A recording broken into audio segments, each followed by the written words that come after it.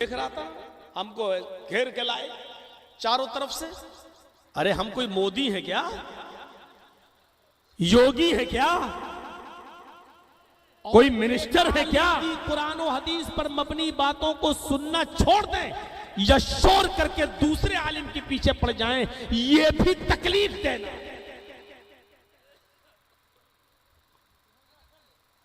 इससे भी इज्तिनाब करना चाहिए। अभी देख, अगर ला इलाहा इल्लल्लाह पर ही बोलना शुरू करता रहूंगा तो फिर बात लंबी बढ़ जाएगी, बहुत आगे चली जाएगी। उसी पर हमें अपनी बात को खत्म करना पड़ेगा और हमें तीनों चीजें पूरी करना है आपके सामने। तो पहली चीज क्या है? फ़अफ़ज़लुहा क़ौलु ला इलाहा इल्लल्लाह। पहली चीज, सबसे अफजल दर्जे का ईमान, उसकी शाख क्या है? ये ला इलाहा इल्लल्लाह कहना, यानी उसके तकाज़ों को पूरा करना। पहली चीज हो गई। आइए दूसरी चीज पे आइए। ईमान की दूसरी शाख, सबसे कमतर और सबसे निचले दर्जे की शाख क्या है? वह अदनाहा इमाततुल अज़ानित तरीक, रास्ते से तकलीफ दे चीज को हटा देना। रास्ते में कोई केले का छिलका पड़ा है, आप जानते हैं कि कोई भी बूढ़ा आदमी इस पर पैर रखेगा फिसल के गिर जाएगा, कोई नाबीना पैर रखेगा तो फिसल के गिर जाएगा। रास्ते से उस तकलीफ दे चीज को हटा देना। आपकी शान में कमी नहीं आएगी। आप यामा पर हैं, पल्सर पर हैं, आप बुलेट चला रहे हैं या आप फॉर्च्यूनर गाड़ी पे जा रहे हैं, लेकिन रास्ते में कोई केले के छिलके पर बीचों बीच सड़क पर आपको पड़ा हुआ नजर आ गया, आप गाड़ी रोकिए। बुलेट है रोकिए, यामा है रोकिए, फॉर्च्यूनर है रोकिए, हीरो होंडा है रोकिए, और रास्ते से उस तकलीफ दे चीज को हटा दीजिए। इसलिए कि उस पर कोई बूढ़ा भी फिसल सकता है, कोई बच्चा फिसल सकता है, कोई औरत पर्दे के साथ जा रही है, उसका चेहरा वगैरह छिपा हुआ है, उसका पैर रखकर फिसल सकता है, वो गिर सकती है। ये ईमान का तकाजा है और इसको ईमान का एक हिस्सा और ईमान की एक शाख करार दिया है। कोई पत्थर पड़ा हुआ हटा दीजिए रास्ते से, कोई ठोकर खा सकता है, उस पत्थर से टकरा कर गिर सकता है। शरीयत ने इसको ईमान का एक शाख, ईमान की एक ब्रांच बताया। ये मत देखिए, अरे यार इस रास्ते से तो बड़े जालिम लोग रहते हैं इस बस्ती में, उन्होंने हमारे भाई को मारा था, मरने दो, पत्थर पड़ा है पड़ा रहने दो, गिरेंगे टकराएंगे गिरे मरें, हमारे बाप का क्या जा रहा है, हमारे मुसलमान भाई थोड़ी हैं। नहीं, किसी भी मजहब के लोग रहते हो उस बस्ती में, अगर वो रास्ते में पड़ा हुआ है बीच में, तो आपको पत्थर हटाना पड़ेगा, केले का वो छिलका हटाना पड़ेगा, कोई कांटा पड़ा हुआ है तो आपको वो कांटा हटाना पड़ेगा। इसको सवाब से जोड़ दिया है और ईमान से। याद रखिएगा,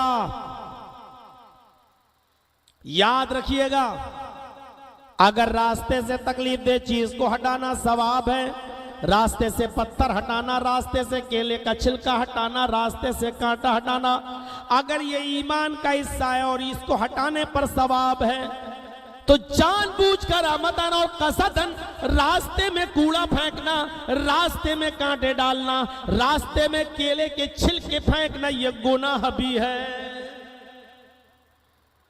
अगर रास्ते से इन तकलीफ दे चीजों का हटाना सवाब है, तो रास्ते में इन तमाम चीजों का फेंकना और इन चीजों का गिराना भी गुनाह है।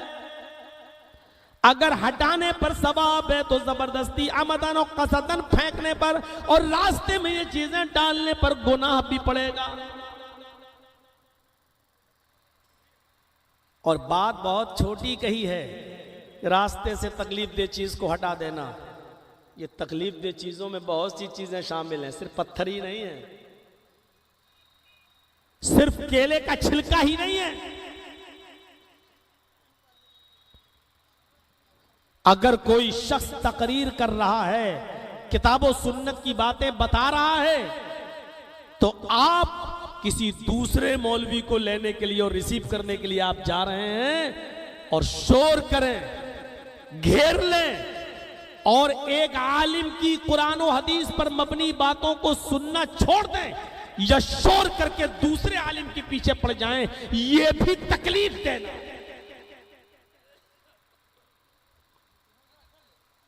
इससे भी इज्तिनाब करना चाहिए। अभी देख रहा था, हमको घेर के लाए चारों तरफ से। अरे हम कोई मोदी है क्या, योगी है क्या, कोई मिनिस्टर है क्या? अरे अल्लाह के नबी जनाब मोहम्मद रसूलुल्लाह का जो मिनिस्टरों के मिनिस्टर है, अरे मिनिस्टर क्या बेचता है, कोई मंत्री क्या बेचता है? हमारा ईमान तो यह है कि दुनिया के बड़े से बड़े मंत्री और दुनिया से बड़ा मिनिस्टर भी होगा तो वो मोहम्मद रसूलुल्लाह के पैरों में पहनी जाने वाली चप्पल का मुकाबला नहीं कर सकता है। उसकी हैसियत क्या है? इतनी बड़ी हस्ती जब आती थी और सहाबा किराम इस्तिकबाल के लिए जब खड़े होते थे तो अल्लाह के नबी देखते थे कि ये मेरे इस्तिकबाल में खड़े हो रहे हैं, मुझे देख कर ये दौड़ रहे हैं और खड़े हो रहे हैं, तो आप फरमाया करते थे, लोगों मुझे हद से ज्यादा आगे मत बढ़ाओ, मुझे देख कर खड़े मत हुआ करो, मुझे देख कर इज्जत और इस्तिकबाल के लिए अपनी जगहों से उठा मत करो। इन चीजों से तकब्बुर आता है और तकब्बुर सिर्फ अल्लाह के लिए है, हर किसी के लिए नहीं। अगर तुम मेरी इज्जत ही करना चाहते हो तो मेरी लाई हुई शरीयत पर अमल करो, अगर तुम मुझसे मोहब्बत ही करना चाहते हो तो मेरी लाई हुई शरीयत पर अमल करो। बस यही मोहब्बत का तकाजा है। किसी को देखकर खड़े होना, किसी के पीछे पीछे भागना, किसी की सेल्फी लेना, किसी को अपने मोबाइल में कैद करना, ये सारी चीजें इबादतुल अज़ानी तरीक में आती है। रास्ते में या ये तमाम चीजों से अगर किसी को तकलीफ हो रही है तो आप गुनाहगार हैं। शरीयत आपको ऐसा करने की इजाजत नहीं दी। क्या हो जाएगा? आपने फोटो खींच लिया, अपने साथ ले लिया, हो गए जन्नती। अब तो आप जन्नतुल फिरदौस में जाएंगे, सीधे सीधे जन्नतुल फिरदौस में। अब कोई माँ का लाल आपको जहन्नम में डाल सकता है? हमारे पास तो फला फला मौलाना के साथ सेल्फी है, तस्वीर है, हम जन्नत के दरवाजे पर खड़े होकर फरिश्ते को दिखाएंगे, देखो मौलाना जर्जीस के साथ मेरा फोटो है, और वो कह देगा आइए मोस्ट वेलकम, जाइए जन्नतुल फिरदौस में चले जाए। इससे हो क्या जाएगा? ज्यादा से ज्यादा इतना कि आप अपने यार दोस्तों को बता सकते हो कि देखिए हम जर्जीस साहब से मिले। इससे ज्यादा आपकी कोई हैसियत नहीं है। लेकिन ऐसा करने के लिए आपने कुरान को सुनते हुए छोड़ा है, आपने हदीस बयान हो रही थी वो छोड़ी, यानी कुरान और हदीस की इंसल्ट करके आप किसी आलिम के पीछे दौड़े हैं। ये सबसे बड़ा जलसा सुनने के भी आदाब होते हैं। अल्लाह के नबी सल्लल्लाहु अलैहि वसल्लम जब लेक्चर दिया करते थे, लोगों को समझाया करते थे, आप लोगों को वाज़ो नसीहत किया करते थे, रब्बे काबा की कसम सहाबा किराम इतने गौर से सुनते थे कि अगर गर्मी की वजह से पसीना टपकता था तो हाथ का पंखा जो उस जमाने में खजूर के पत्तों से बनाया जाता था, वो जमीन पर पड़े हुए हाथ के पंखे भी उठाकर अपने ऊपर नहीं चला करते थे। जब अल्लाह के नबी वाज़ो नसीहत किया करते थे तो उनके सरों पर अगर कोई मक्खी बैठती थी तो उस मक्खी को भी उड़ाया नहीं करते थे कि इतनी देर में पता नहीं कौन सी बात मोहम्मद रसूलुल्लाह की जबान से निकल जाए और हम सुन ना सकें और हम डिस्टर्ब ना हो जाएं। इसलिए वो सरों पर बैठी हुई मक्खी को भी नहीं उड़ाया करते थे। पसीना टपकता था तो टपकने देते थे, हाथ के पंखे भी उठाकर वो अपने ऊपर नहीं जला करते थे। मुसलमानों, ये तुम्हारे कलेजे और तुम्हारे दिल हैं कि किसी आलिम की जबान से कुरान और हदीस निकल रहा है और तुम जलसा छोड़कर किसी आलिम के पीछे दौड़ने लगो, उसको रिसीव करने लगो, उसको चारों तरफ से उसको अपने मोबाइल में कैद करने लगो। ये तुम्हारे कलेजे और तुम्हारे दिल कितने बड़े हो गए हैं। अल्लाह के अजाब से डरते नहीं हो, कहीं जमीन न फट जाए और इस जमीन के अंदर हम धंस न जाएं। कुरान और हदीस का ऐसा मजाक हम उड़ा रहे हैं। मेरे भाइयों, हमें अल्लाह के अजाब से डरना चाहिए कि कहीं जमीन फट न जाए और इस जमीन के अंदर हम कहीं समा न जाए। तो मौलाना तो सब पे पानी फेर दिया है, अब क्या होगा? होंगे जो मौलवी कहते होंगे सेल्फी ले लो, होंगे कहने वाले जो कहते होंगे कि जायज है, मेरे भाइयों, अल्लाह के नबी सल्लल्लाहु अलैहि वसल्लम ने तो इन तस्वीरों के सिलसिले में ये फरमाया, इन्ना शद्दन्नास अज़ाबन यौमल क़ियामा अल मुसव्विरून, क़यामत के दिन सबसे सख्त अज़ाब उनको दिया जाएगा जो दुनिया में तस्वीरें बनाते होंगे।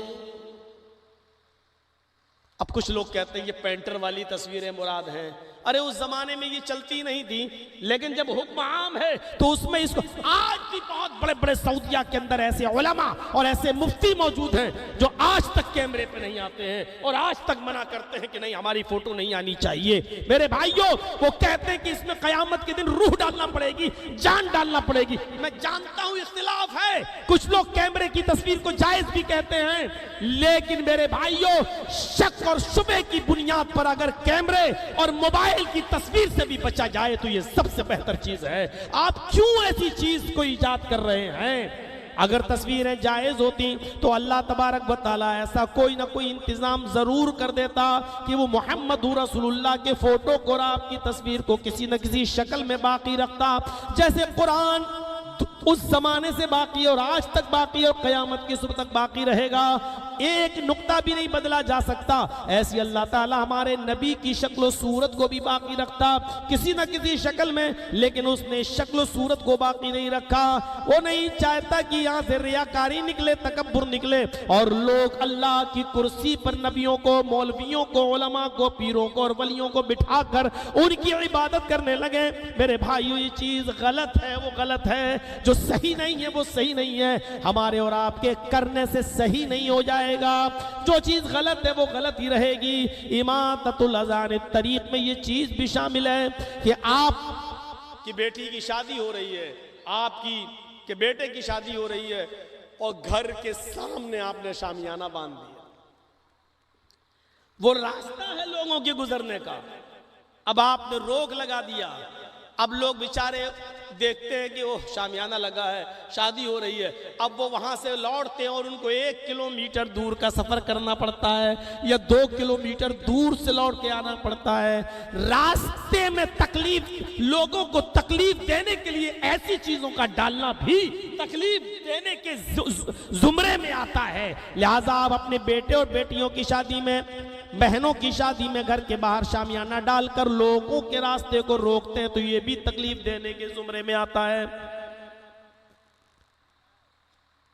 विधायक का बेटा है, गांव के प्रधान का बेटा है, गया रास्ते में मिठाई वाले की दुकान पे 2 किलो मिठाई देना, गाड़ी वहां सड़क पे बीचों बीच में रोक दी। अब गाड़ी, रास्ता जाम, लोग हॉर्न दे रहे हैं और वो कह रहा है रुक जा, अभी आ रहा है, मिठाई ले लेने दे, हट चुप। और इतनी देर के लिए रास्ता रुका हुआ है। रास्ते में गलत जगह पर गाड़ी को पार्क करना भी मेरे भाइयों रोज रास्ते तकलीफ देने के जिम्मे में आता है। ये चीज भी गलत है। ऐसी जगह पर गाड़ी पार्क कीजिए कि लोगों के आने जाने का रास्ता ना रुके। सोचिए, वो लोग जो जुलूस निकालते हैं, रास्ते रोक देते हैं, शरीयत में इन चीजों की क्या हैसियत है कि आप अपने जुलूस निकालें? कोई भी जुलूस हो, चाहे वो ईद मिलादुन नबी का जुलूस हो या वो कोई और जुलूस हो, किसी का भी हो, आप लोगों के रास्ते को नहीं रोक सकते हैं क्योंकि कोई इमरजेंसी है, कोई एम्बुलेंस पे बैठा हुआ है जिसके पास चंद लम्हे बाकी रह गए, उसको इमरजेंसी हॉस्पिटल के अंदर जाना है, लेकिन उस गाड़ी को भी लौट कर जाना पड़ रहा है। आधे घंटे के रास्ते को 1.5 घंटे में पूरा करता है। पता चला अस्पताल पहुंचते पहुंचते मरीज मर गया, पता चला कि उसका इंतकाल हो गया। मेरे भाइयों, ये चीज भी गलत है। आप रास्ते के अंदर जुलूस नहीं निकाल सकते हैं। इसी तरीके से रमजान के महीने में 2 बजे और 2:30 बजे खड़े हो जाओ, माइक पकड़ लो, रोजेदार भाइयों उठो, सहरी करो। इस वक्त 3 बज चुके हैं, 5 मिनट के बाद फिर 3:05 हो चुके हैं, अभी 1 घंटा बाकी रह गया है। आप लोगों को शोर कर करके नहीं उठा सकते हो, इसलिए कि सबके ऊपर रोजा नहीं है। उन बूढ़े लोगों को आप क्यों उठा रहे हो? शरीयत ने जिनको इजाजत दी है कि वो अपने बुढ़ापे की वजह से रोजा नहीं रख सकते हैं, जो इतने बूढ़े हो चुके हैं कि शरीयत ने उनके ऊपर से रोजे को माफ कर दिया है, अब वो फिदिया देकर काम चलाएंगे। बड़ी मुश्किल से डॉक्टर की दी हुई नींद की गोली खाकर उनको नींद आई थी कि आपने हेलो हेलो करके, नज़में पढ़ के, नाते पढ़ के और शोर करके उनको उठा दिया।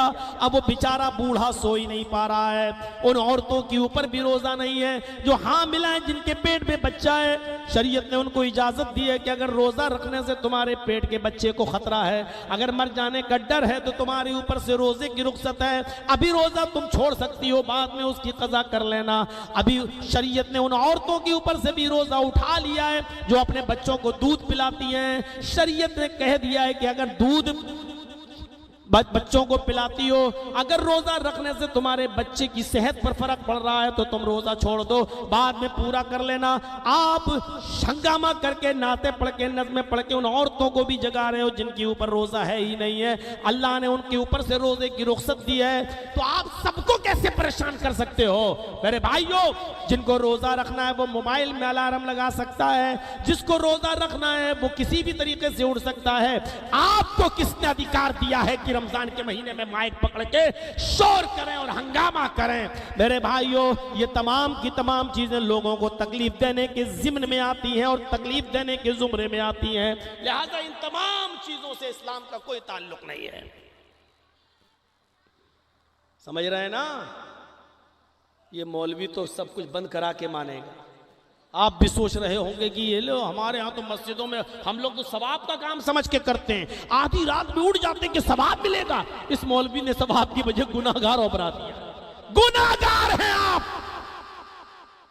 चाहे कितनी नज़में पढ़िए, चाहे कितनी हम्द पढ़िए, अगर आपके आवाज से किसी ऐसी शख्स की नींद डिस्टर्ब हो रही है जिसके ऊपर से रोजा नहीं है, आप उसकी तकलीफ के जिम्मेदार हैं। आप किस बुनियाद पर आप सवाब का काम समझते हैं? अल्लाह के नबी सल्लल्लाहु अलैहि वसल्लम जब तहज्जुद के लिए उठा करते थे तो इतनी खामोशी के साथ उठते थे कि हजरत आयशा सिद्दीका को भी डिस्टर्ब ना हो। चुपके से उठते थे, वुजू बनाते थे और फिर तहज्जुद की नमाज पढ़ते थे। मेरे भाइयों, हाँ, कभी कभी ऐसा भी होता था जब अम्मा आयशा के हुजरे में आप सोते थे तो हुजरे की तंग दामानी की वजह से सजदा करने में दिक्कत होती थी, तो ऐसे उनको इशारा कर देते थे। हजरत आयशा पैर समेट लेती थी, तब अल्लाह के नबी सल्लल्लाहु अलैहि वसल्लम सजदा करते थे। मेरे भाइयों, जब तहज्जुद की नमाज फर्ज नहीं है तो हम इसके लिए क्यों किसी को डिस्टर्ब करें और क्यों इस तरीके से उठाए, उठ चल हमारे लिए वुजू का पानी भर के ला। अपनी बीवी, अरे भाई, आपको तहज्जुद की नमाज पढ़ना है, आप उठिए, पढ़िए, वुजू बनाइए, मुसल्ला लीजिए और पढ़िए, लेकिन इसके लिए आप अपने बेटों को जगाएं, अपनी बीवी को जगाएं और उनसे काम कराएं, उनकी नींद में डिस्टर्ब करें। आपको ये अथॉरिटी नहीं दी गई, आपको ये पावर नहीं दिया गया है। जरा तसव्वुर करें आप, हैं? जब शरीयत में वो चीज किसी के ऊपर से अगर रुख्सत है तो उसका आप जबरदस्ती किसी को मुकल्लफ नहीं बना सकते हैं। ये चीज गलत है।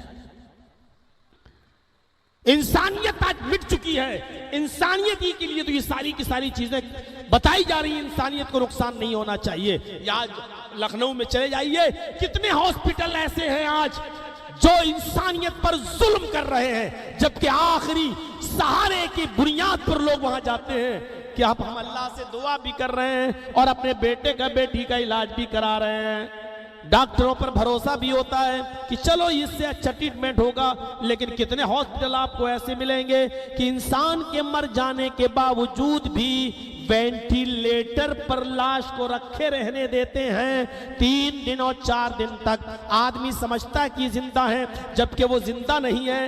वेंटिलेटर के ऑक्सीजन से उसका पेट या उसकी सांस चलती है, हालांकि वो मर चुका है। अब 4 दिन के बाद बताया जाता है कि आपका मरीज मर गया है। अब 4 दिन का बिल 50,000 60,000 रुपए के हिसाब से जोड़कर उसको थमा दिया जाता है। ऐसे लुटेरे और ऐसे डाकू जो इंसानियत को लूट रहे हैं, शरीयत ने ऐसे ही लोगों को भी मुजरिम करार दिया है कि आप इंसानियत को नुकसान न पहुंचाएं, धोखे में मत रखें। क्यों क्यों धोखे में रखेंगे? किसी का काम है दूध का, अब वो बेचारा दूध में पानी मिला के बेच रहा है, ये भी इंसानियत को धोखा देना है।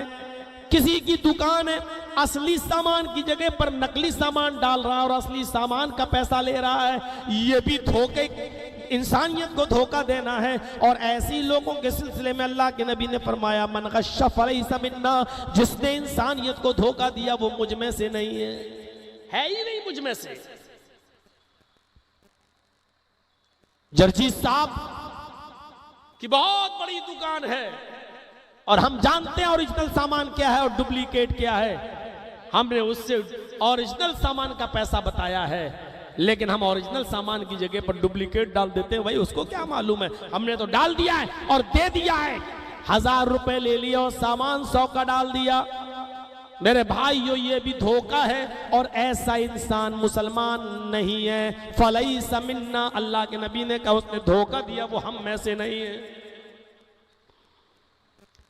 जर्जी साहब बहुत अच्छे नंबर लाए, अपनी सलाहियत और काबिलियत की बुनियाद पर ये इनको लिया जाना चाहिए नौकरी में सरकारी, लेकिन हम गरीब हैं, नंबर तो हमारे इस लायक हैं कि हमको चुना जाए, लेकिन किसी ने 25-30 लाख रुपए देकर नौकरी हासिल कर ली, पता ये चला कि उसको सेलेक्ट कर लिया गया, जर्जी साहब को हटा दिया गया।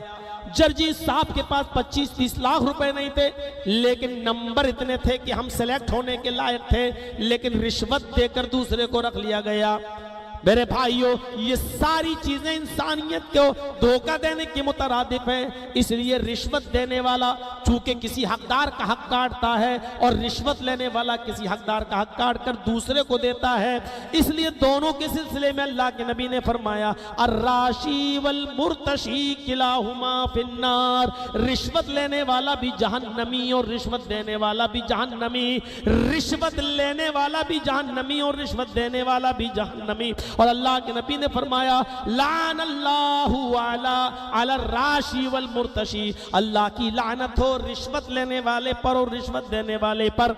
ये सारी चीजें नुकसान पहुंचाती है और इंसानियत के खिलाफ हैं। इसलिए इंसानियत को अल्लाह के नबी ने फरोग दिया है कि इंसानियत मजरूह नहीं होनी चाहिए। आज क्या है, सारी दुनिया खामोश, अक़वाम मुत्तहिदा खामोश।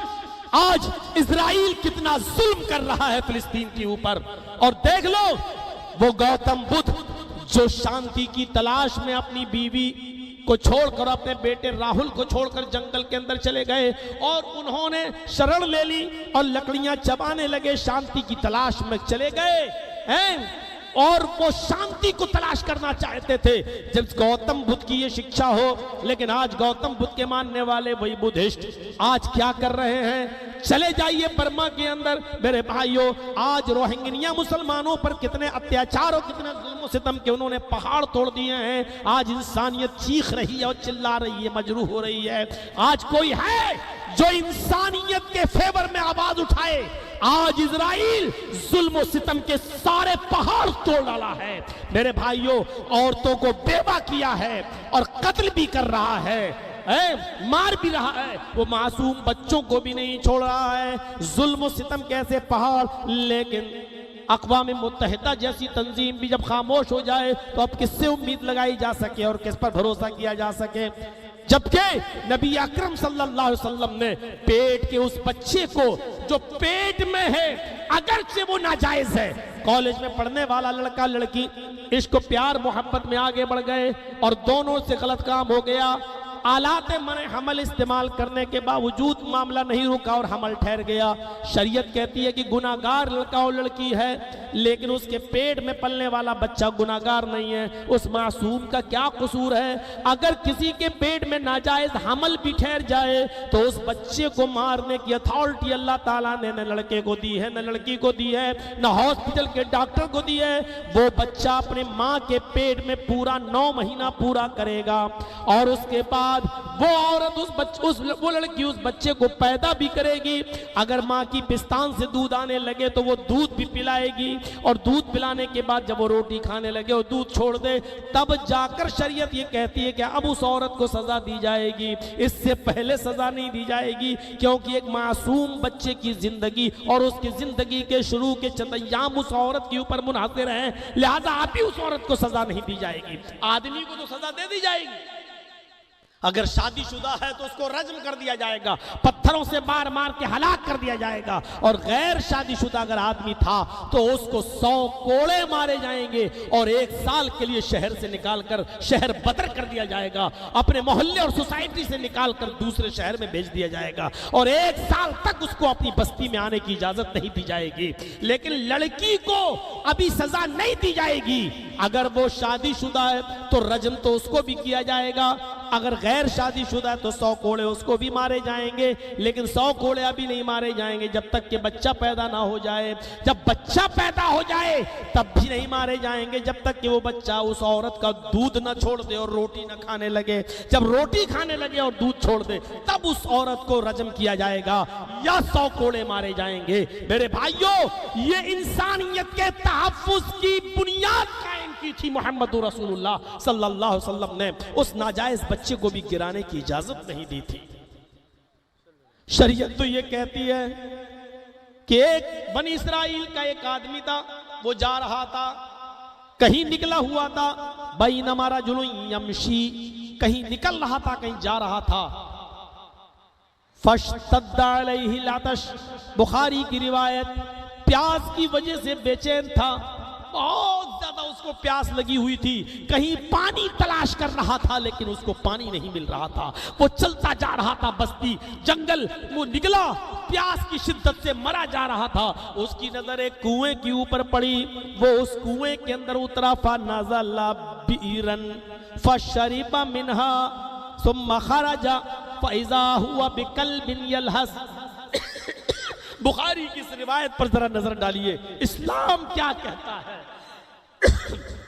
उसकी नजरें कुएं पर पड़ी, वो कुएं में उतरा, पानी पिया, चढ़ा, कुएं से बाहर निकला, और जैसी वो कुएं से बाहर निकला, फाइजा हुआ बिकल्बिन यलहस, उसकी नजर एक कुत्ते के ऊपर पड़ी जो हाँफ रहा है। एक कुत्ते को देखा, हाँफ रहा है, और उसकी जबान बाहर निकली हुई है कुत्ते की। इस आदमी ने उस कुत्ते को देखा, उसकी जबान को बाहर निकले हुए देखा। उस कुत्ते को देखा, उसकी जबान बाहर निकली है। इतना ही नहीं, बुखारी के अल्फाज पर गौर कीजिए, या अकुलु सरा मिनल आतश, वो कुत्ता किसी गीली जमीन को देखता, गीली जमीन को, तो उसी गीली जमीन के पास बैठ जाता और अपनी जबान से उस गीली जबान को चाटने लगता, ऐसे मिट्टी को खाता ताकि इस गीली मिट्टी से कुछ पानी निकल जाए जो हमारे हलक में चला जाए। प्यास की शिद्दत का यह आलम था उस कुत्ते का। इस आदमी ने उस कुत्ते को देखा, फकाल, तो कहने लगा, लक़द बलग़ हाज़ा मिस्लुल्लज़ी बलग़ बी, इस कुत्ते को भी वैसी प्यास लगी है जैसे मुझे लगी थी, ये कुत्ता भी वैसा ही प्यासा है जैसे मैं था, इस कुत्ते को भी वही चीज पहुंची है जो मुझे पहुंची थी। वो फिर उतरा, उसने अपना मोजा उतारा, चमड़े का मोजा था वो, उसने अपना मोजा उतारा चमड़े का, और चमड़े के मोजे को पानी से भर लिया। फमला खुफ़हू, उसने अपने चमड़े के मोजे को कुएं के पानी से भर लिया।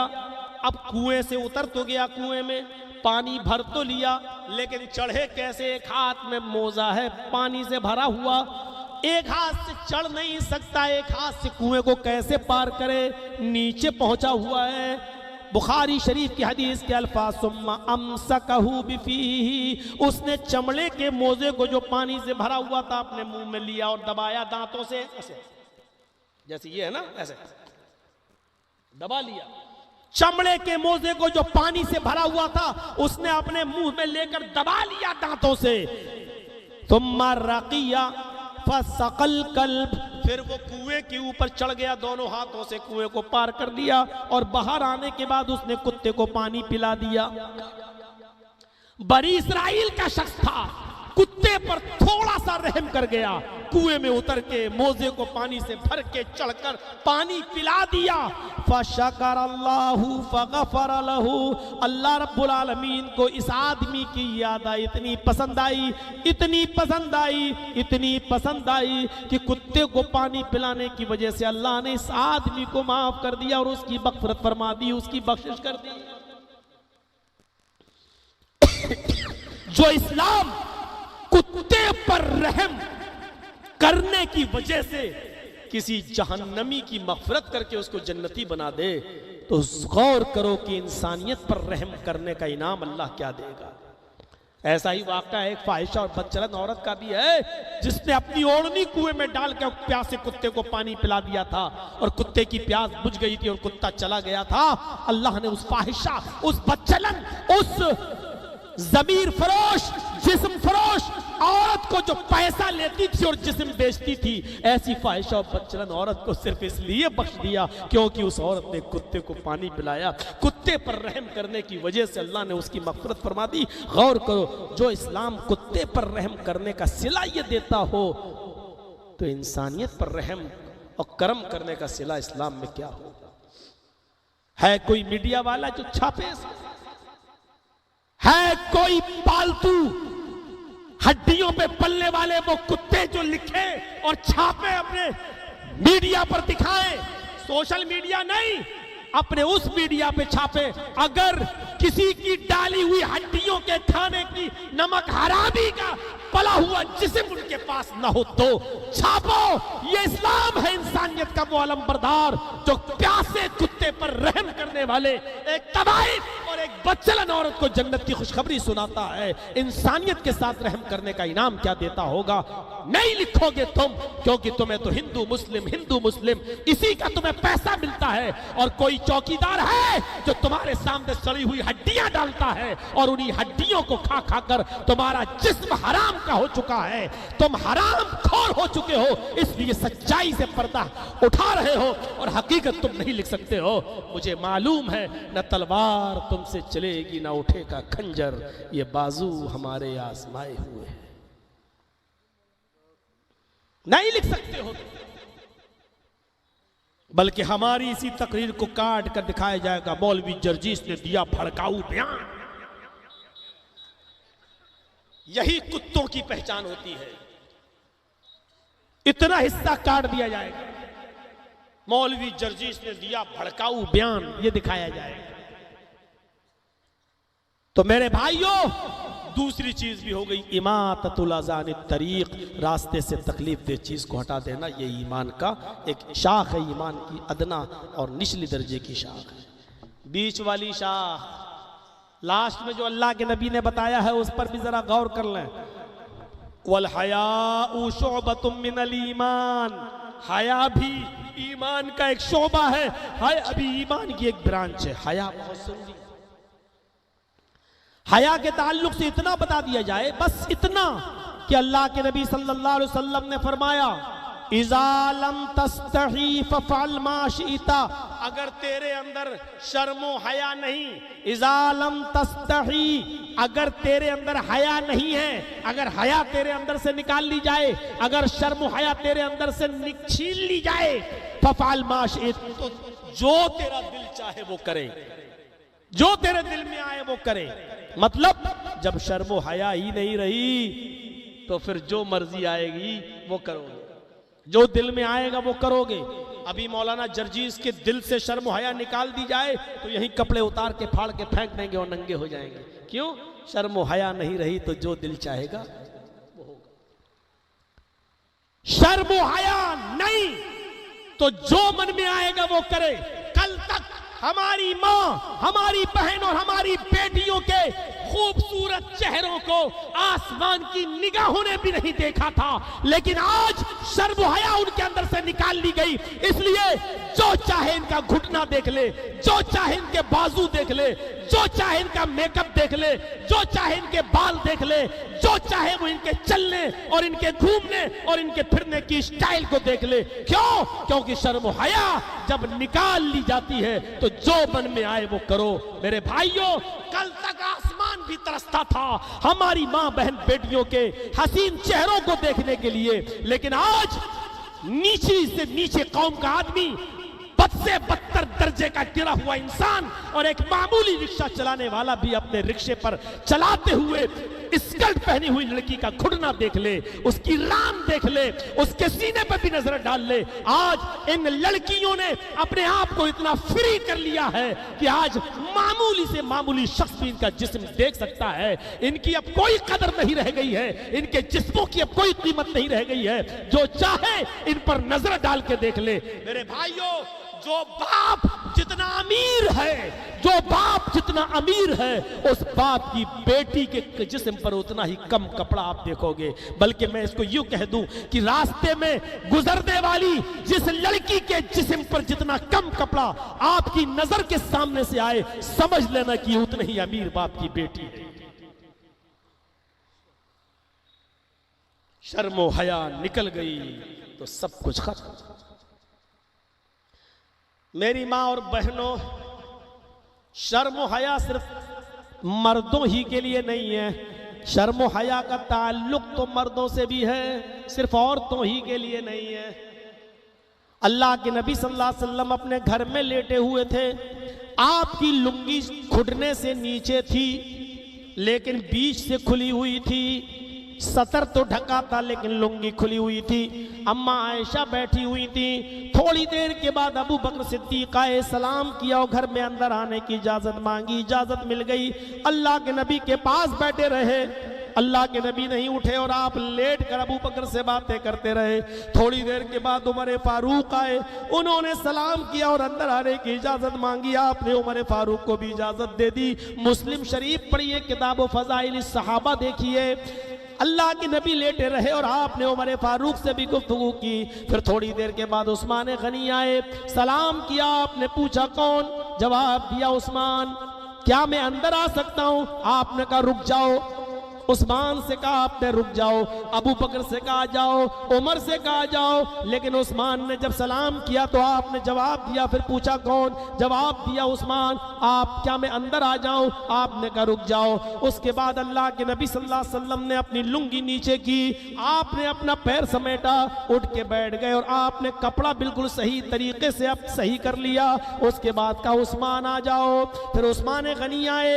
जब तक उस्मान नबी अकरम के पास रहे, आप बैठकर और कपड़े को सही किए हालत में आपने उनसे गुफ्तगू की। और जब ये तीनों लोग चले गए तो हजरत आयशा ने पूछा, अय अल्लाह के नबी, मेरे अब्बू आए, आप लेटे रहे, आपने कपड़ा सही नहीं किया। उमर आए, आप लेटे रहे और आपने कपड़ा सही नहीं किया। उस्मान आए, आपने उनको दरवाजे के बाहर खड़ा कर दिया, आप सिमट गए, आपने कपड़ा दुरुस्त फरमाया और बैठ गए। उसके बाद आपने उस्मान को अंदर आने की इजाजत मांग दी। और जब उस्मान भी आए, आखिर वजह क्या है? मेरे अब्बू से आपने लेटे लेटे बात की, उमर से लेटे लेटे बात की, और उस्मान आए तो आपने अपना कुर्ता भी नीचे किया, लुंगी भी नीचे की, आप सिमट गए और आप उठ के बैठ गए और आपने अपना कपड़ा भी संभाला। फरमाया, आयशा तुम्हें नहीं मालूम उस्मान कौन सी हस्ती है, तुम्हें नहीं मालूम उस्मान की शख्सियत क्या है। अरे उस्मान जब घर से निकलता है तो उस्मान को देखकर आसमान के फरिश्ते भी हया करते हैं, उस्मान को देखकर आसमान के फरिश्ते भी शर्मा जाते हैं, उस्मान से आसमान के फरिश्ते भी हया करते हैं। तो फिर मैं उस्मान से हया क्यों ना करूं? मेरे भाइयों, हया का ताल्लुक सिर्फ औरतों ही को नहीं है, मर्दों को भी है। अपना कपड़ा सही रखें, अपने सतर को छिपाए रखें, अंडरवियर ना पहने, लंगोट पहन के ना घूमे, बल्कि नाप से लेकर घुटने तक का सतर ये मर्द का, मर्द से भी छिपना चाहिए, और नाप से लेकर घुटने तक का सतर ये औरत का, औरत से भी छिपना चाहिए। अल्लाह के नबी सल्लल्लाहु अलैहि वसल्लम ने फरमाया, आयशा, उस्मान वो शख्सियत है कि जिसको देखकर आसमान के फरिश्ते भी हया करते हैं, तो फिर मैं क्यों नहीं करूं? हया का ताल्लुक मर्दों से है। जब मर्दों को हया है तो फिर औरतों को हया क्यों नहीं होनी चाहिए? उठते बैठते, लेटते, सोते, चलते, जागते खाते पीते बोलने में आवाज में हर तरीके से औरतों की शर्म हया काफी अहमियत रखती है। उनको तो और ज्यादा शर्माना चाहिए और ज्यादा हया करना चाहिए। एक मसला याद रखना, ये औरतों की हया ही के ताल्लुक से बात कह रहा हूं मैं, गौर से सुनना। औरत को मस्जिद में नमाज पढ़ने आने की इजाजत है। अल्लाह के नबी सल्लल्लाहु अलैहि वसल्लम ने फरमाया ला तमनऊ इमा अल्लाह युसल्लीना फिल मस्जिद, अगर कोई औरत मस्जिद में नमाज पढ़ने के लिए आना चाहे तो तुम मत रोको, आ रही है तो आने दो, इजाजत है। औरत जब चाहे मस्जिद में नमाज पढ़ने आ सकती है, कोई रोके नहीं, न शौहर न बाप, इजाजत है। लेकिन इसके बावजूद अल्लाह के नबी सल्लल्लाहु अलैहि वसल्लम ने क्या फरमाया, मेरी माँ बहनों सुनो सुनो, अभी जलसे में सुन रही हो ना, कल शादी में चली जाओगी साड़ी पहनकर, ऊंची एड़ी की चप्पल पहन के टिक टिक टिक टिक टिक टिक करते हुए, और जाओगी किस तरीके से, इधर तुम्हारी चप्पल की एड़ियां बोलेंगी टक टक टक टक, उधर नौजवानों के दिल धड़केंगे धक धक धक धक। क्या हालत होगी तुम्हारी शादियों में, किस तरीके से एंट्री होती है, और तुम्हारे ड्रेस क्या। सुनिए मोहम्मद रसूलुल्लाह ने क्या फरमाया, औरत को मस्जिद में आने की इजाजत है, ठीक है, लेकिन इसके बावजूद आप फरमा रहे हैं कि औरतों का अपने घर में नमाज पढ़ना मस्जिद में नमाज पढ़ने से ज्यादा अफजल है। देख रहे हैं आप,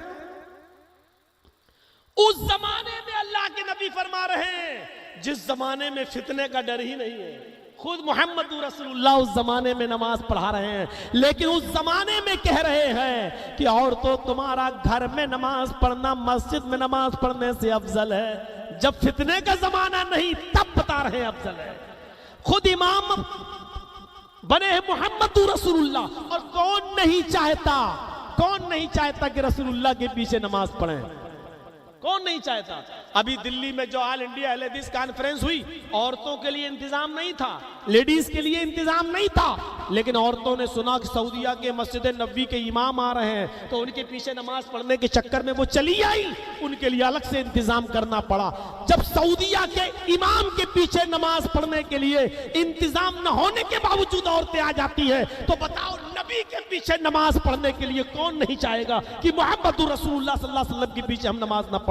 लेकिन इसके बावजूद आप कह रहे हैं इमाम में और मेरे पीछे नमाज पढ़ना भी अफजल है, और फितने का जमाना नहीं, लेकिन इसके बावजूद आपने फरमाया कि और तो तुम्हारा अपने घरों में नमाज पढ़ना ज्यादा अफजल है। क्यों? इसलिए कि तुम मर्दों से जितना दूर रहोगी उतनी ज्यादा तुम्हारे अंदर हया रहेगी, उतनी तुम्हारे अंदर शर्म बाकी रहेगी। और घर में भी नहीं, पूरे घर में जहां चाहो पढ़ लो, नहीं। अबू दाऊद की एक मुफस्सल रिवायत में फरमाया घर में भी नमाज जहां चाहो वहां नहीं, घर में अपने सहन में नमाज पढ़ना मस्जिद से बेहतर अपने घर में नमाज पढ़ो, और घर से बेहतर है कि अपने सहन में नमाज पढ़ो, और सहन से भी ज्यादा अफजल है कि अपने घर के बरामदे में नमाज पढ़ो, और बरामदे से भी ज्यादा अफजल है कि तुम अपने घर में जिस कमरे में तुम सोती हो दरवाजा बंद कर लेती हो सोते वक्त, उस रूम में उस बंद कमरे में तुम नमाज पढ़ो। यानी घर में भी तो कभी खाला का लड़का, कभी चचा का लड़का, कभी फूफा का लड़का, ये सब आना जाना लगा ही रहता है। इसलिए फरमाया कि तुम जितने अंदर और जितना छिपकर और जितना तन्हाई में तुम नमाज पढ़ोगी उतना ही तुम्हारा बेहतर है नमाज पढ़ना। अंदाजा लगाओ, ये औरतों की शर्म हया का तकाजा है, शरीयत ने बयान कर दिया। उस जमाने में जिस जमाने का इमाम खुद मोहम्मद रसूलुल्लाह हो, और जो जमाना फितने का जमाना ना हो, और जिस जमाने की इमामत अल्लाह के रसूल कर रहे हो, उस जमाने में भी फरमाया जा रहा है कि औरतों तुम्हारा घर में नमाज पढ़ना ज्यादा बेहतर है मस्जिद से।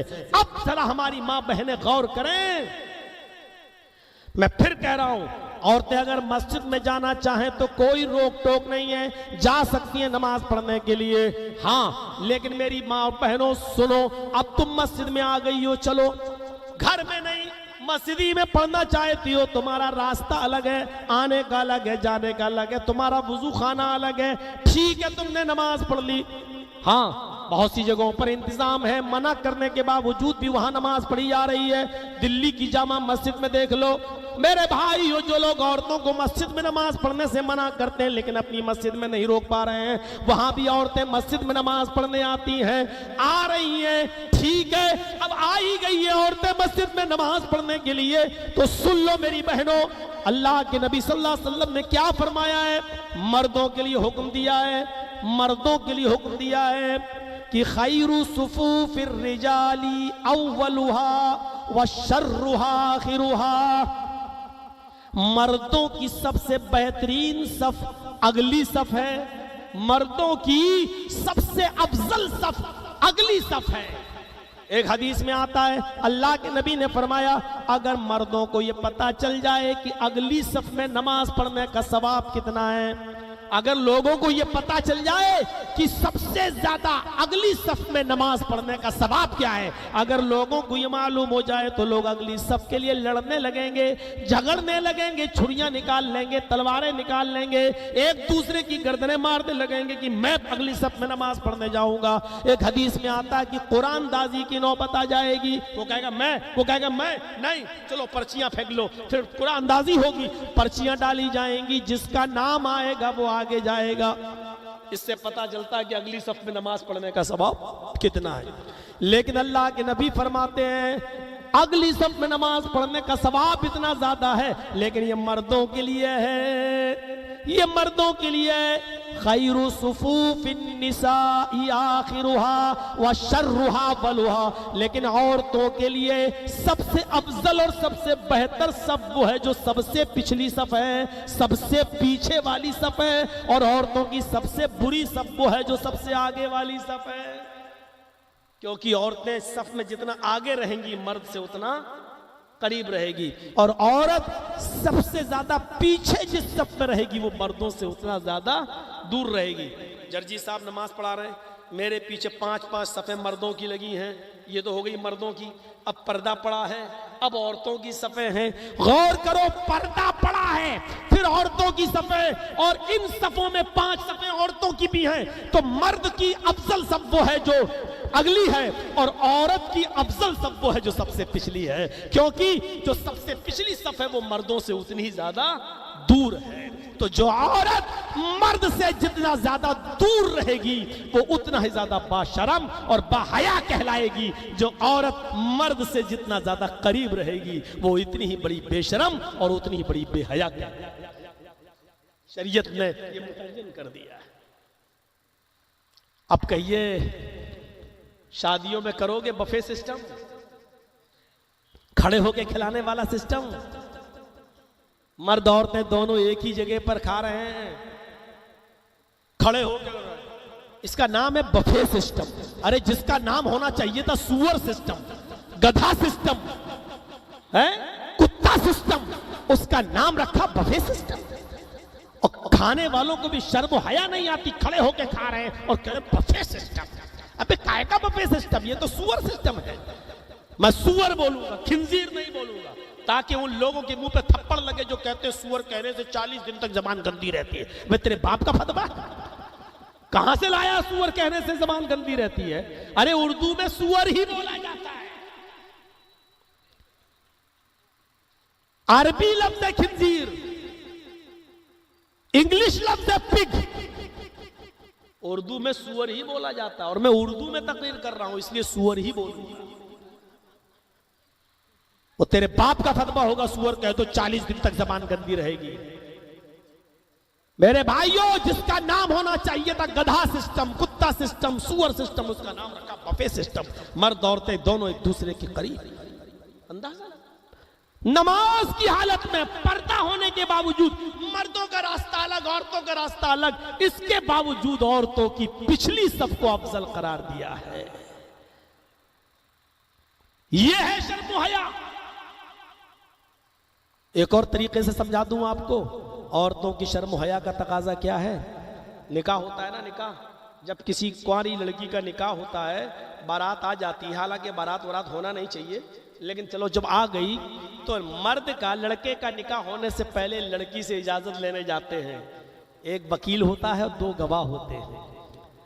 तो वकील साहब भी जाते हैं और गवाह भी जाता है, और वहां लड़की से कहता है, बेटी फला फला लड़के के साथ इतने इतने रुपए मेहर के बस तुम्हारा निकाह किया जा रहा है, क्या तुम्हें वो लड़का कबूल है? अब वो बेचारी खामोश बैठी है, शर्म की वजह से बोलती नहीं है। यही शर्म है और लड़की की, बोलती नहीं है शर्म की वजह से। तो उसकी सहेलियां उसको ऐसे मारती, कौन ही कह दे हाँ कबूल है, कह दे हाँ कबूल है। तो लड़कियों के ज्यादा कहने पर फिर वो बड़ी मुश्किल से बोलती हाँ कबूल है। और ये बुढ़ा और 2 गवाहों को लेके गया, जब तक कहलवा नहीं लेता तब तक आता नहीं। अब वहां बैठे हैं काजी साहब, निकाह पढ़ाने वाले लड़के का। हाँ साहब, लड़की ने इजाजत दे दी क्या? उसने कबूल कर लिया कि हाँ। अब गवाहों से पूछता है, तुमने सुना? उसने जो कहा कि मुझे कबूल है, तुमने सुना? अब ये दोनों गवाह कहते हैं हाँ हमने सुना। तब निकाह पढ़ाता है। शरीयत में इसकी कोई हैसियत ही नहीं। जब रिश्ता तय हो रहा था उसी वक्त लड़की के वली को, बाप को, चचा को, भाई को, उसी वक्त पूछना चाहिए था लड़की से, बेटी फला फला जगह से रिश्ता आया है, मुझे पसंद है, मैं फला जगह तुम्हारा निकाह करना चाहता हूं, तुम्हें वो लड़का पसंद है? बेटी बाप को नहीं बताएगी, कोई बात नहीं, बाप चला आए, माँ को बता देगी, बहन को बता देगी, अपनी सहेली को बता देगी। सुबह से शाम तक में पता चल जाएगा कि लड़की की मर्जी है या नहीं। यही इजाजत है बस। जिस दिन निकाह हो रहा है उस दिन न वकील को जाना है न गवाह को जाना है। उस दिन इजाजत लेने का कोई मायार ही नहीं है। उस दिन लड़के की तरफ से भेजे हुए कपड़े अगर लड़की निकाह वाले दिन पहन लेती है, खुशी खुशी उसको ग्रहण कर लेती है, अपने जिस्म पर पहन लेती है, तो लड़के की तरफ से दिए हुए कपड़े को पहनने की वजह से ये समझा जाएगा कि लड़की राजी है, लड़की तैयार है, लड़की ने अपनी रजामंदी का इजहार कर दिया है। अरे उसकी शर्म हया के पेश नजर उससे जबरदस्ती क्यों कहलवाते हो कबूल है?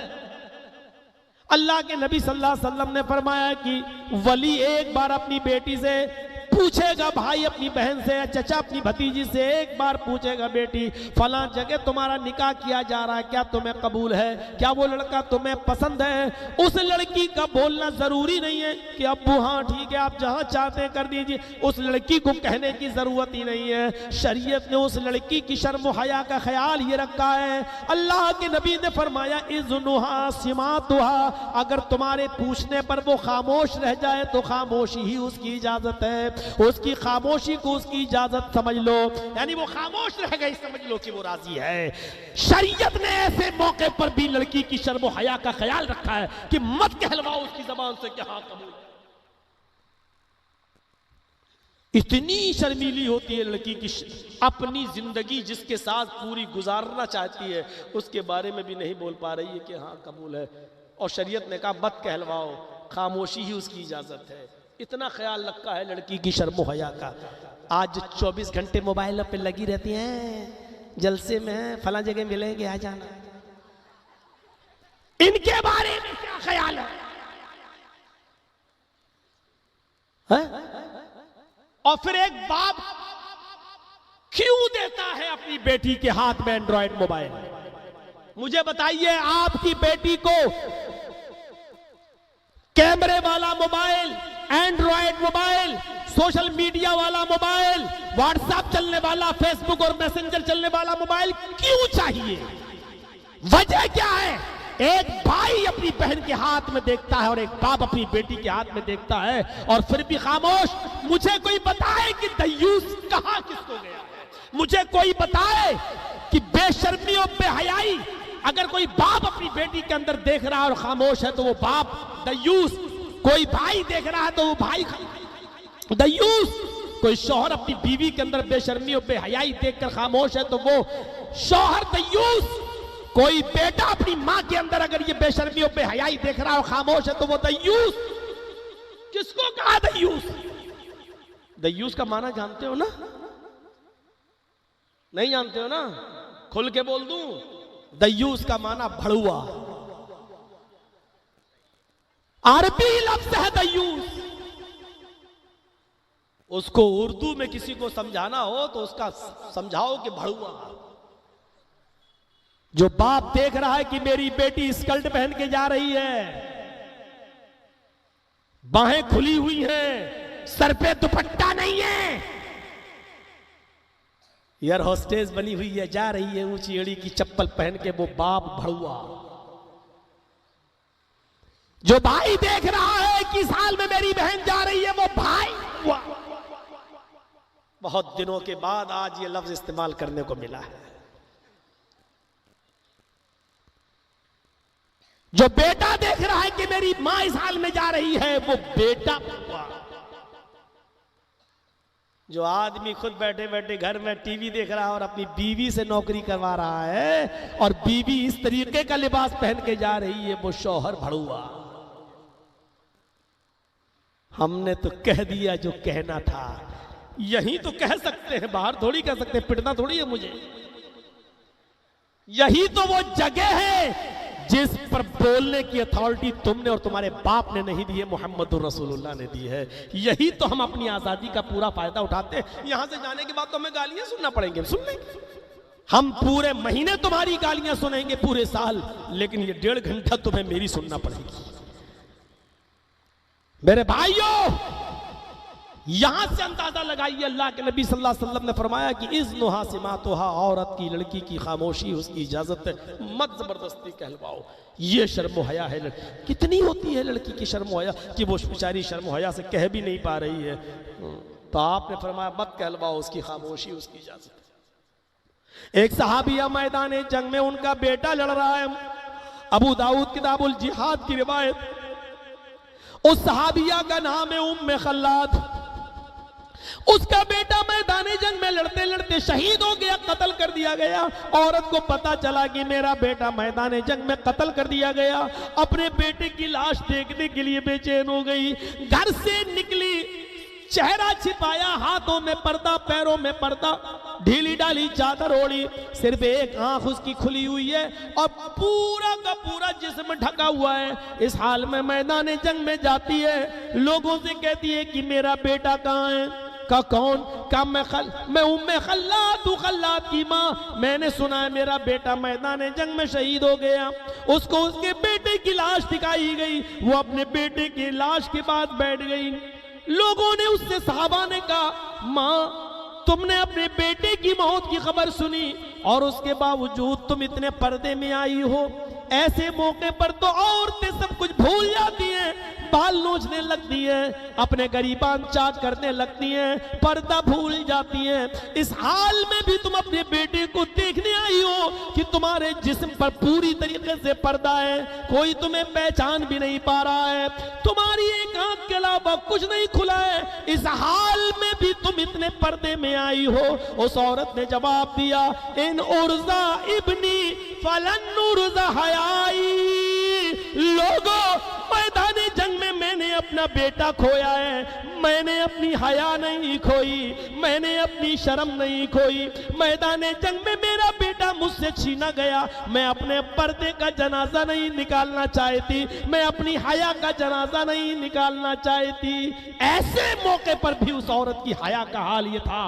मेरी बहनों, तुम्हारी हया और इस औरत की हया का क्या मुआवजना है? तराजू पे रख के तौलो। तुम्हारी हया आज किस दर्जे में है, उसकी हैसियत क्या है, उसका मकाम क्या है और उसको कौन सा दर्जा दिया जाए। आज हमारी मां बहनों की हया का और इस औरत की हया का कौन सा दर्जा दिया जाए। मेरी बहनों, एक और हदीस तो मैं सुना देता हूं, सुनिए। अल्लाह के नबी जनाब मोहम्मद रसूलुल्लाह ने फरमाया, कुर्बे कयामत, कयामत से पहले एक ऐसा जमाना आ जाएगा कि तुम देखोगे कि जिनाकारी सरेआम होगी, बदकारी सरेआम होगी। चौराहे पर, रोड पर एक लड़का एक लड़की दोनों जिना करेंगे, सबके सामने जिना करेंगे। सहाबा ने पूछा, क्या ऐसा भी होगा? फरमाया, हाँ, एक लड़का एक लड़की दोनों सबके सामने जिना करेंगे, दोनों तैयार होंगे और दोनों जिना करेंगे। और उस जमाने का अल्लाह के नबी ने फरमाया उस जमाने का सबसे शरीफ इंसान वो होगा, उस जमाने का सबसे नेक इंसान वो होगा जो इस लड़की और लड़की को जिना करते हुए देखेगा, इन दोनों के पास जाएगा और इनको मना नहीं करेगा। ये कहेगा बेटा तुम ये काम जो कर रहे हो अपनी गर्लफ्रेंड से, अपनी माशूका से, अपनी महबूबा के साथ ये काम जो कर रहे हो इस चौराहे पर या सबके सामने मत करो, यहां से मेरी माँ बहन बेटियां भी गुजरती है, यहां ये काम ना करो। अगर तुम्हें ये काम ही करना है तो ये मेरा घर बना हुआ है, घर के पीछे की दीवार है, उस दीवार के पीछे जाकर ये काम कर लो। ये मेरा खेत है, इस खेत की झाड़ियों में चले जाओ अपनी गर्लफ्रेंड को लेकर और ये काम कर लो। इस रास्ते पे मत करो, जो मना नहीं कर पाएगा, जो कहेगा करो, लेकिन सबके सामने नहीं, इस दरख्त की आड़ में कर लो, इस दीवार की आड़ में कर लो। ये कहेगा, ये उस कहने वाला उस जमाने का सबसे शरीफ इंसान होगा, सबसे नेक इंसान होगा। यानी इस नेक इंसान में भी मना करने की जरूरत नहीं होगी। आज वेस्टर्न कल्चर ने, पश्चिमी सभ्यता ने, मगरिबी तहजीब ने आज इतना तो बेशरम बना ही दिया है कि लड़का और लड़की हाथ में हाथ डालकर घूम रहे हैं। जाओ गोमती नगर का मुआयना कर लो, जनेश्वर पार्क का मुआयना कर लो, और जाओ आप किसी भी घूमने की और पब्लिक प्लेस पर जाकर इन चीजों को देख लो। पार्कों में मुंह से मुंह लगाए बैठे हुए ऐसे बैठेंगे जैसे कुत्ता कुतिया दोनों सड़कों पर बैठे हुए हैं और एक दूसरे से लुत्फानंदोज हो रहे हैं। जब शर्म हया निकल जाएगी तो इंसान जानवर बन जाएगा, और आज जानवरियत आ चुकी है। इससे भी ज्यादा खुला हुआ और गंदा और बेहुदा मजाक देखना है तो आप गोवा चले जाओ, वहां लड़के और लड़की के जिस्म के ऊपर से कपड़े भी उतर चुके हैं और दोनों इसी पॉइंट पर बिल्कुल नंगे और बरहाना नजर आएंगे। इससे भी ज्यादा खुला हुआ मिजाज देखना हो तो पेरिस की सरजमीन पर चले जाओ, जहां लड़कियां बिल्कुल नंगी होकर होटलों में काम करती हैं, एयर होस्टेस बिल्कुल नंगी होकर काम करती हैं, जहां बिल्कुल ऑफिसों में न मर्दों को कपड़ा पहन कर आने की अनुमति है, न लड़कियों को कपड़ा पहनने की इजाजत है, जहां लड़के और लड़कियां ऑफिस में और अपने अपने कामों में बिल्कुल नंगे और बरहना होकर काम कर रहे हैं। मेरे भाइयों, ये सूरत हाल तो पैदा हो ही चुकी है, बस इतना बाकी रह गया है कि कोई सड़क पर करता हुआ नजर आए तो ये कह दिया जाए कि भाई ये काम यहां मत करो, इस दरख्त के पीछे कर लो, या इस घर के पीछे चले जाओ वहां ये काम कर लो, या इस खेत में जाकर ये काम कर लो। यानी शर्म हया का जनाजा निकल चुका होगा और वेस्टर्न कल्चर में आज ये जमाना आ चुका है। मेरे भाइयों, ये चीज अब पैदा हो चुकी है। आप जाइए और देख लीजिए क्या क्या आज ओरियानियत के बाजार गर्म है और हर जगह आपको बेशर्मी और बेहयाई नजर आएगी। बहुत कोशिश करने के बाद ये 1.25 घंटा मैंने आपके सामने खिताब किया है। कल मेरा बनारस में खिताब था, आज यहाँ खिताब है। मैं 3 बजे पहुंचा हूं और फिर यहां के लिए निकल गया हूं और आज तो ऐसा लग रहा था जैसे प्लेटलेट भी कम है और मैंने 2 मरतबा डोलो भी खाई है। कल सोचा था कि ब्लड भी जांच करा लें, क्या मसला है, लेकिन मेरे भाइयों, आप लोगों की मोहब्बत देखकर 1.25 घंटा हमने आपके सामने खिताब किया है। अब मेरी हिम्मत जवाब दे चुकी है। जाते जाते आपसे फिर ये कहूंगा कि मुझे पीर मत बनाइएगा, मुझे सरदार मत बनाइएगा। अभी मैं यहां से निकलूंगा तो सेल्फी लेने की कोशिश मत कीजिएगा। और ये सब करके मेरे भाइयों फिर वही तकरीर का वरना मैं समझूंगा कि पूरा सुना दिया आपको, लेकिन आपके अंदर कोई फर्क नहीं पड़ा। आप पहले भी ऐसे ही थे और अब भी ऐसे ही हैं। इस जलसे का कोई फर्क आपके ऊपर नहीं पड़ा। मेरे भाइयों, इतनी हदीसें सुनने के बाद कुछ तो दिखाइए कि हमारे अंदर मोहम्मद रसूलुल्लाह से मोहब्बत अभी भी है और हम सुनकर अमल करने वाले हैं। मुझे उम्मीद है कि इंशाअल्लाह आप हमारी बातों पर अमल करेंगे। अल्लाह हम सबको अमल करने की तौफीक अता फरमा। बारे इलाह हमारे अंदर ला इलाहा इल्लल्लाह यानी तौहीद को समझने की तौफीक अता फरमा। अल्लाह इस कलमे की हकीकत को जानने की हमें तौफीक अता फरमा। इंसानियत को समझने की तौफीक अता फरमा। बेशर्मी और बेहयाई हमारे समाज से दूर करके शर्म हया हमारे समाज में पैदा फरमा। इलाहुल आलमीन, जब तक तू हमें जिंदा रख, इस्लाम पे जिंदा रखना, और जब हमारा खात्मा हो तो ईमान पर हमारा खात्मा फरमाना। वमा अलैना इल्लल बलागुल मुबीन व आखिरु दअवाना अल्हम्दुलिल्लाहि रब्बिल आलमीन। अस्सलामु अलैकुम व रहमतुल्लाहि व बरकातुहू।